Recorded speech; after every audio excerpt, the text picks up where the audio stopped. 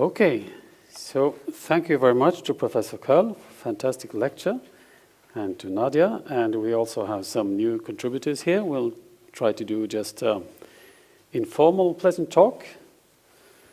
I would just like to start with a question to you, Professor Carl. You had this, it was like a lecture in art history, and a sort of feast of beauty, if we could use such a profane expression. And you have so many fantastic buildings. It's like a competition in beauty. And one thing I wonder, who paid for all of this? Well, many, as I said, many of the buildings in the country were paid for by landed gentry or the aristocracy.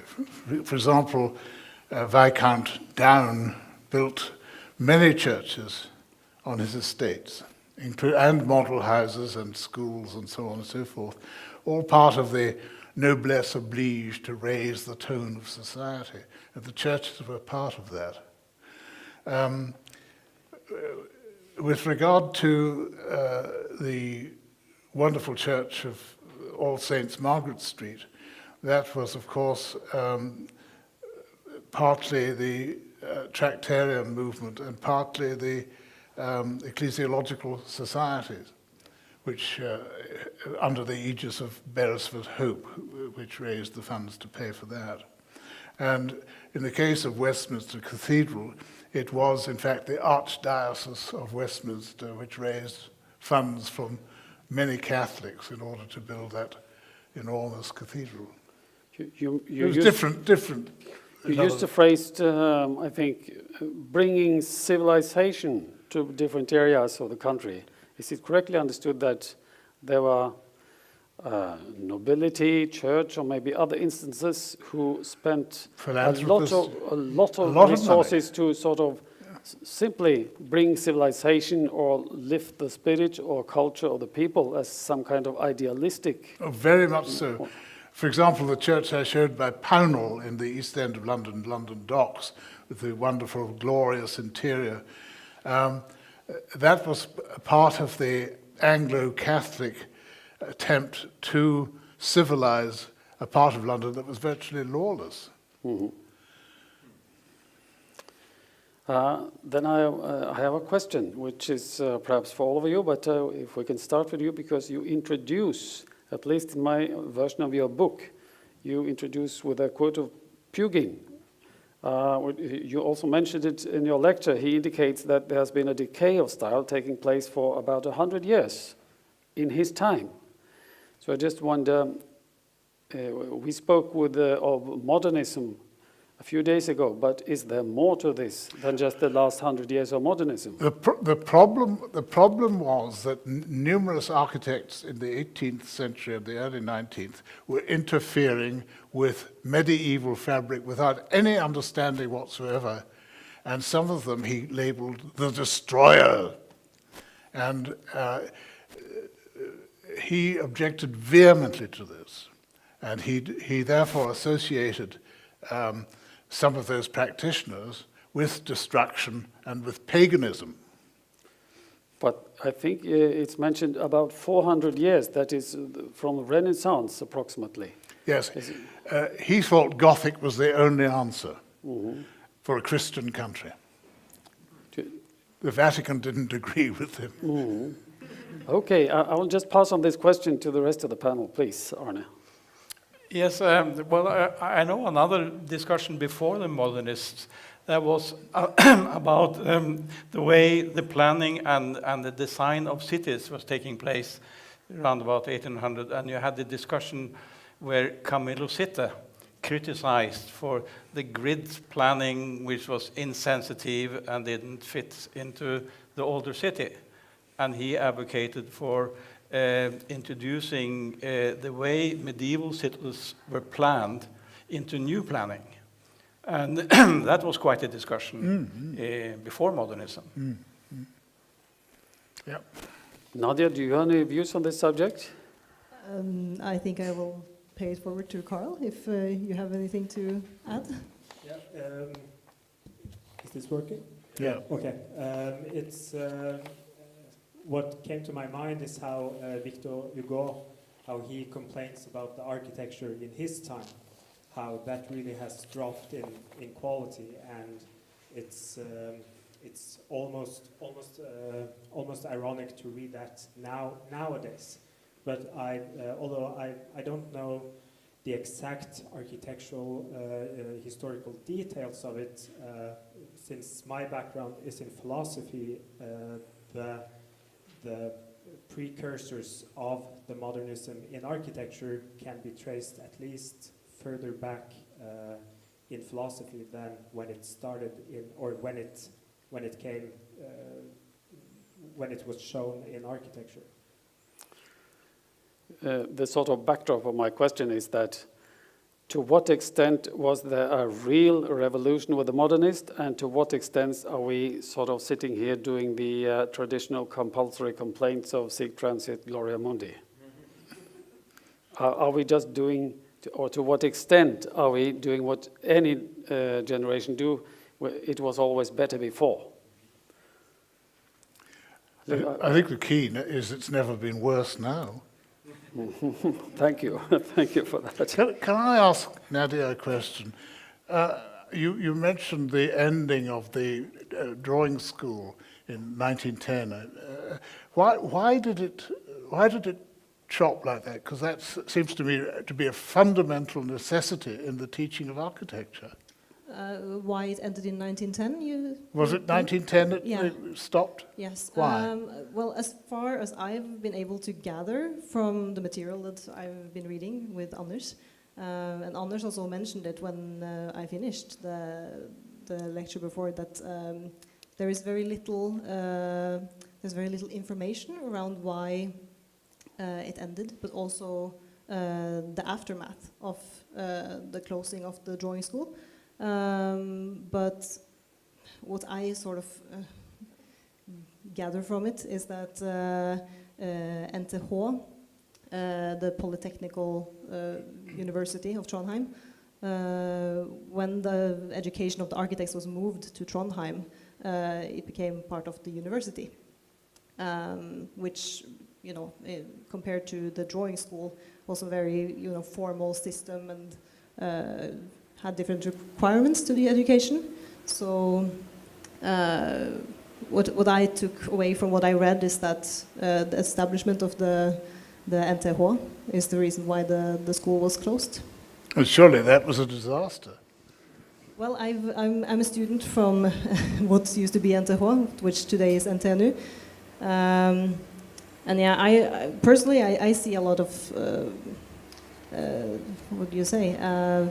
I see some downsides to the architectural education being part of a university. So do I. Yeah, compared to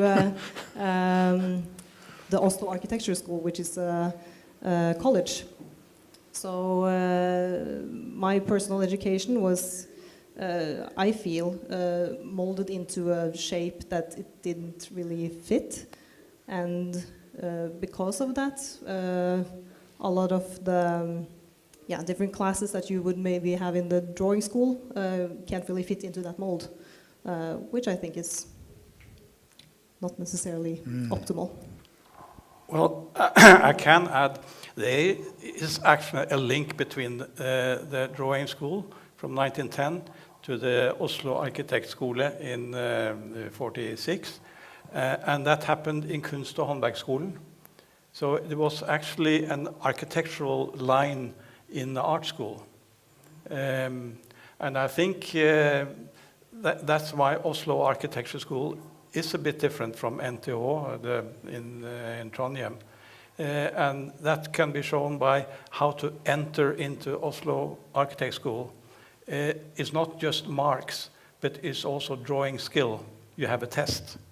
And that's only Oslo School has got that. So I think there is a link through Kunst- og Håndverksskolen. Please, Carl. Yeah, just to follow up your question, I've been asking myself the same question several times, whether it's whether this debate is, in sense, the debate that they always had, that is fashion, that everything was better before the previous generations.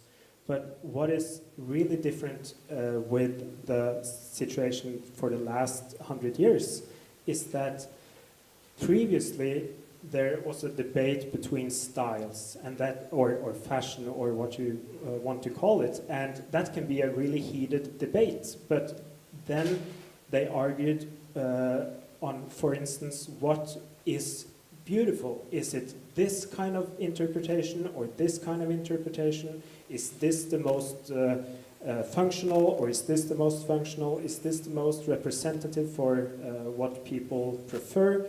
But most central, I would say, is what is beautiful.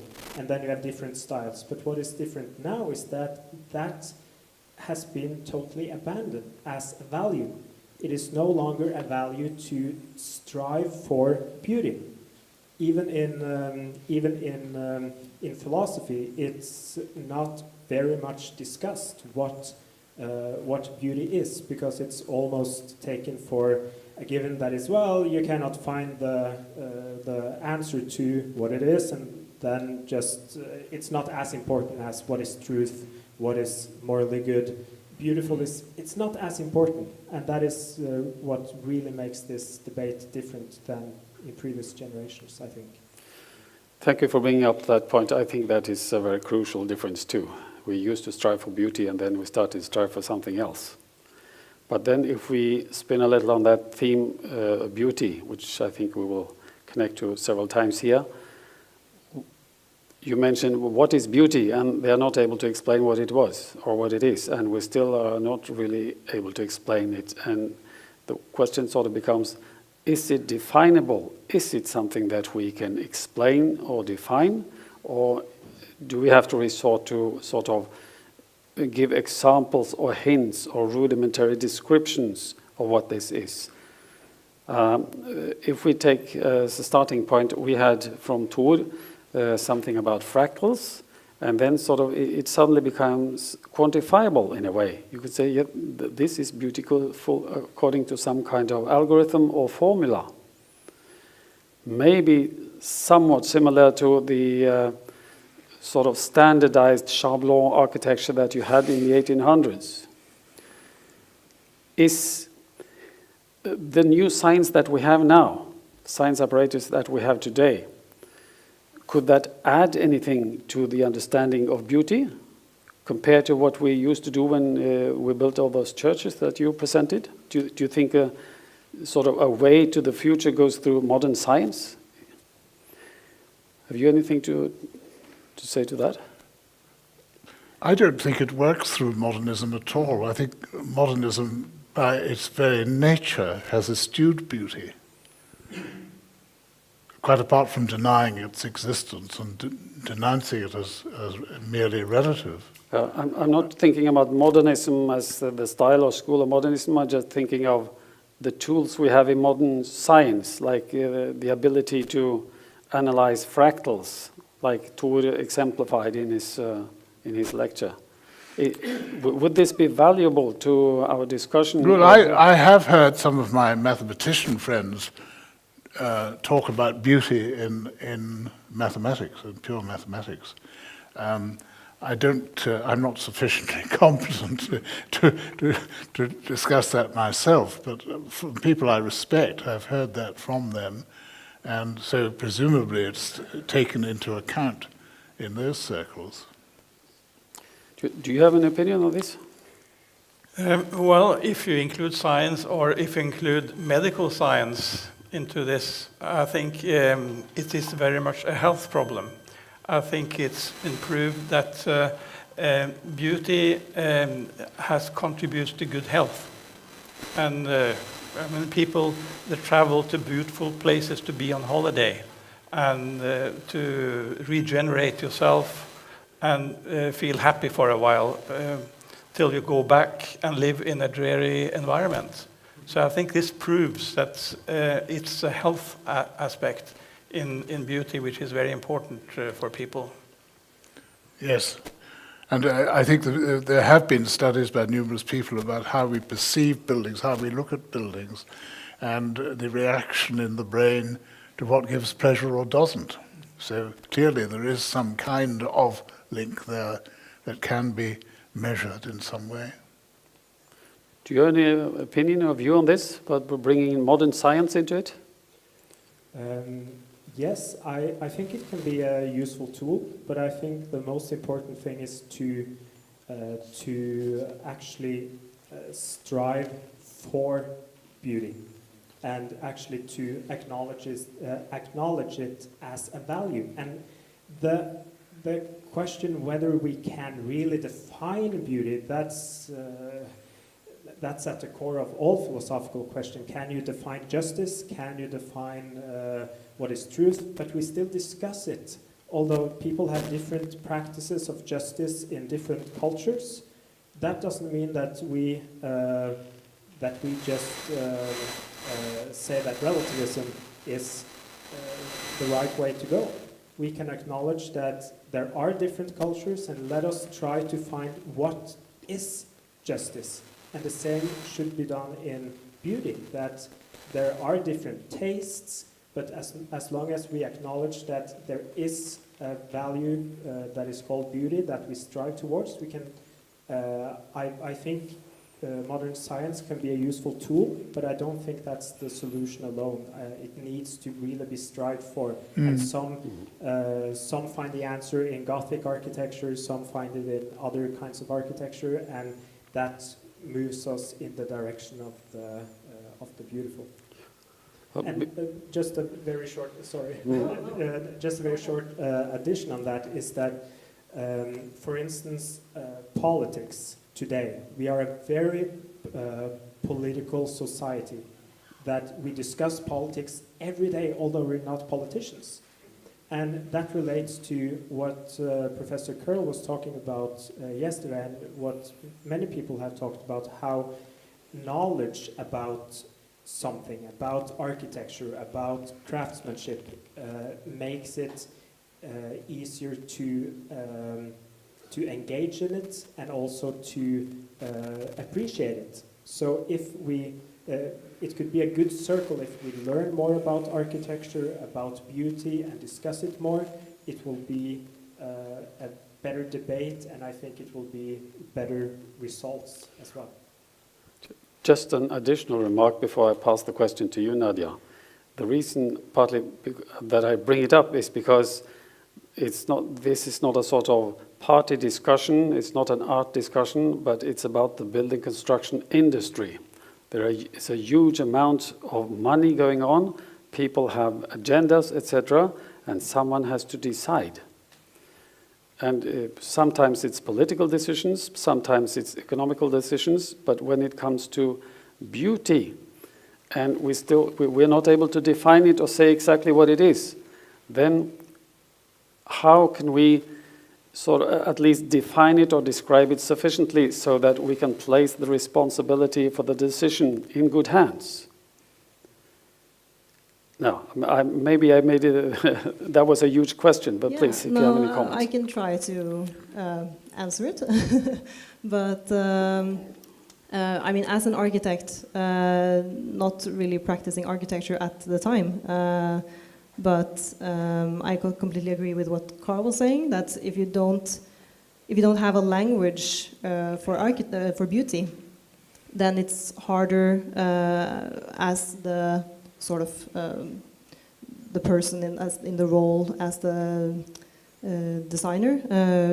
It's hard to argument for beauty if you don't have the correct language. And I think a lot of architects, but also, as you were saying, the people in charge, utbyggere, not sure what the English term is. Developers, thank you. I think both architects and developers don't have the sufficient language that we need to be able to discuss these things. And if you can't discuss them, then how are you going to put them into action?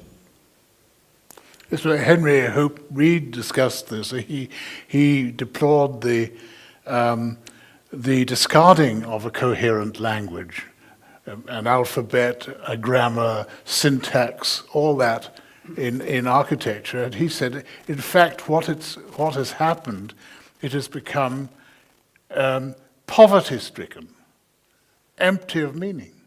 And I'm afraid that's at the essence of it. And is not that emptiness of meaning connected with loss of beauty? When it comes to the developers, I think it's only one language they understand, and that is economy. And, but that can be used as well, because, for example, in Berlin, the Patschke architects, they have built 600 buildings with traditional facades, and they have proven that their clients get higher rent from these buildings than the modern ones. So I think that's a language that developers will understand. So we just have to get some examples in Norway to prove this, and then we can get developers and politicians to start appreciate beauty through money. Yeah, that's a very good point. And I think maybe this is also a part of what could it be included in what I call modern science, because we can actually measure these quick things quite effectively and precisely. They do, in fact, pay more if they get aesthetic quality. But when you talk about the importance of discussing beauty and have it on the agenda, if we turn back to what I mentioned about this being a complex thing and huge apparatus, and we have building codes where there's written something of this. Our first building code in Norway was in 1827. That was the city law of Oslo, where we are now. And they had a paragraph, sort of beauty paragraph there too. And the wording was that the way of building or construction should be done so that it does not completely insult the aesthetic sense of the public. That was the law text. You shall not offend the aesthetic sense of the public. So, and this was, of course, not more than 30 years after Kant wrote his critique of judgment. So this was another frame of looking at it, assuming that an aesthetic sense was something that people had, at least those who could read and write laws. And according to Kant, this is more like, at least if this exists, and you cultivate it, you acquire some sort of collective agreement in society of what is good taste or beautiful. But if we now switch on today, then would it be a severe problem that our schools today are almost deprived of aesthetic education? Yes, people have been desensitized as well. Specifically, if you look at how adult people draw, most adult people draw like 10-year-old kids because they stopped drawing when they were 10-year-old. And if we go back to what the point you made about the importance of having a discussion, is it possible to have a discussion about this, or do you have to educate the whole generation first, or how could we approach this? I mean, is it so systemic, the whole thing, that we have to start from scratch and go through the whole school system and reintroduce aesthetic science or subjects in school? Well, to be quite honest, I think people have a much better sense of aesthetics than you indicate. And that's shown that if you have a local democracy or local participation in projects, people make very sensible aesthetic choices. The problem is that architects won't produce what they want. So I think if you get participation in projects and in planning, I think beauty will emerge. I think it's still people know what they like. And they make these choices. So I don't think really it's the public that's a problem. It is the architects. Please. Well, I work as a color consultant in my daily job. And I noticed that one of the things that a lot of our clients are very confused about is I don't know what I like. I don't know what I want, and please can you help me choose the colors for my whole house or apartment. So what I sort of find is that a lot of people are afraid to take a stand and actually, choose the color that you like on your wall because you're afraid that maybe you're making the wrong decision, or and all these decisions are becoming very scary and big because what if you make a wrong one, and if you make the decision that feels right for you, maybe someone will think that maybe you have bad taste or something like this. So I think I agree that I think people have better taste than what we give them credit for, but I also think a lot of people need help to know what they like, in a way. Well, yeah. can I just comment on that? I think people are scared of really saying what they want. That's right. Because they're scared of being Sneered at. smeared by the experts, by the architects. Quite, yes. Terrorized. So they're not really, Yeah. they daren't really show what they want. And they become very unsure, and they want to leave it to the architects then. Yeah. Any more comments on that? Just the fact that we have seen the debate climate in Norway change quite extensively after the last 2 years when the architecture uprising has exploded in growth, because then discussing aesthetics and saying what you prefer has become something that I think people see that, oh, I'm not alone in this, and it's actually, I have some support when I say I don't like this modernist building. So I think very much has to do, when it comes to the public, very much has to do with norms to make it acceptable to show one's view. But then again, I think education is really, really important when it comes to the professionals. And your talk, Nadia, shows how much influence a school that started really small can have on a whole nation, and also how that can transfer into other fields and make a really revitalization of it.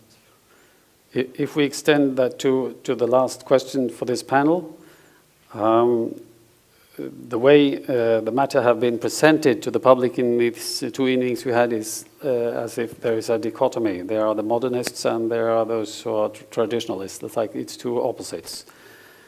And we have been talking about the statistics. The people in general, they have sort of similar preferences, but then the architects have sort of other preferences that are totally different. Now, how can this, if this is the case, how can it be so? If architects are members of a obscure, horrible cult or something, are they really that indoctrinated? Or is it some kind of group interests going on here? Or how can the difference be so strong? Any thoughts on that? I think it's simply because it is a quasi-religious cult. Irrational, fundamentalist, humorless. How come it's possible to sort of swallow a whole several generations into that cult? This is a very interesting question, but I think it's been done through terror, through ridicule. Interesting. People lose their jobs if they don't conform. The commissars of modernism have insisted on following the party line. We have several architects here. Any further comments to that? Well, I can just explain my own. I mean, I was educated as a modernist architect, and it was through a marking system. You know, you get higher mark if it's a box without windows. And also, if you put something romantic on it, you know, you were ridiculed. Yeah. So this 5 years, you get rid of all these ideas, and you are brainwashed. And I have used the whole life trying to get rid of the brainwash. It's slowly you can get rid of it. It's been a help being with others. We had INPAO, and we've been a small group, and we've been comforting each other and helping each other. But I think it takes a long time to get rid of a brainwash. So even though I managed to disengage me from the external sort of pressures from architect society and other architects, it takes time to change your own sort of attitudes. In my own experience, we knew we had to produce rubbish to get through. It was essential. And then when you'd done something very quickly in order to pass, you went off and did some real architecture on your own. So the whole thing is a fraudulent con trick. So you pretend you're indoctrinated? Of course. It's a way to survive. We have some younger architects here. Are you pretending to be indoctrinated too? Well, well, I'm fairly recently graduated, so I don't feel that I was ever indoctrinated, but I don't know. I noticed when we started in the first year, we were a very heterogeneous group of people. We were wearing different clothes and listening to different music and having different preferences, and further down the line, everybody was starting to wear black and got glasses, and so in a way there was some form of brainwash, if you wanted to call it that. But no, I think one of the problems is that even though I attended a university, I never learned critical thinking, and I think that's one of the main problems with the education that I received, is that you never learn to think for yourself. You have to. That's precisely it. Yes. So I don't think of it as a brainwashing, but I think it's a flawed system. But yeah, I think that's my Okay, answer. thank you. Carl, you have a background from philosophy. Any comments on the subject? Yeah, just to add to what you said, it sounds right with terror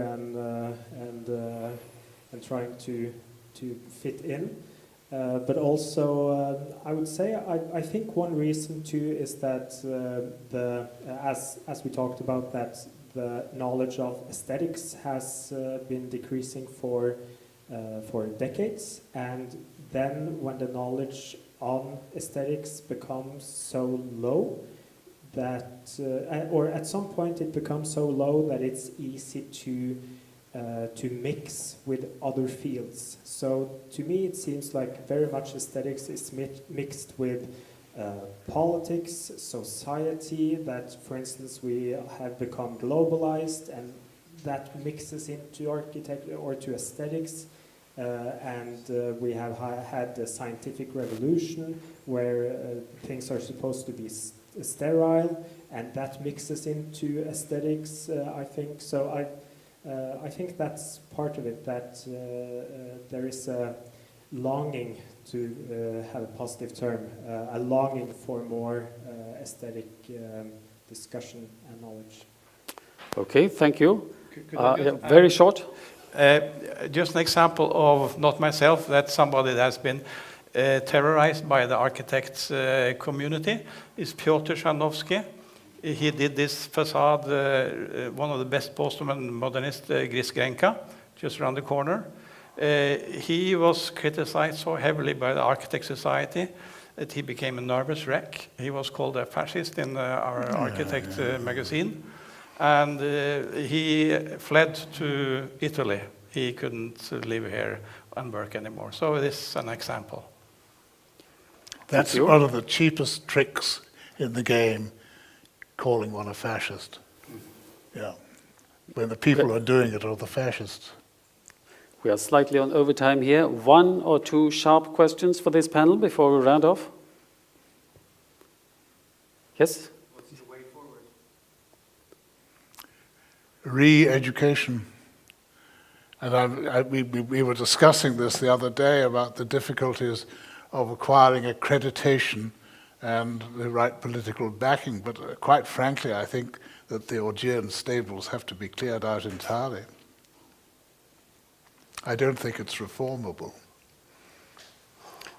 Yes, I agree. I don't think the existing schools can reform. Exactly. We need new schools. And I put out some brochure. We tried to create a new school here about nearly 10 years ago, an EU project, a school that was based in 5 countries in Europe. And the students have to be taught from the best we have in Rome, in Berlin, and in London, in traditional urbanism and architecture. And they would have to work in these countries and learn to produce architecture and urbanism that fits in the region. I think we need something like that. And I think that's the way forward, to start creating schools and attract the people that's willing to work in this way. Yeah, I agree entirely, yes. Okay, so total reform of the education system and new schools. That's food for thought. I say thank you very much to this panel, and then we will just make a quick switch.